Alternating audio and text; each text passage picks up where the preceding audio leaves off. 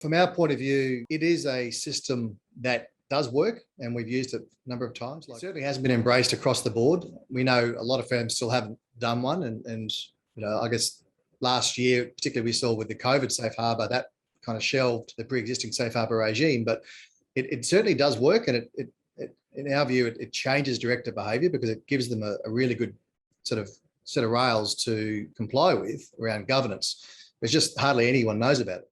Interestingly, a lot more lawyers are now directing safe harbour leads than or turnaround leads, but it's coming off the back of a safe harbour conversation. So it certainly dealt the insolvency litigation lawyers back into a more of a referral space in the last few years, where they've lost a bit of that control. But often they're hearing about it for the first time when we're talking to them, or it's come from a discussion with their financier, to be frank.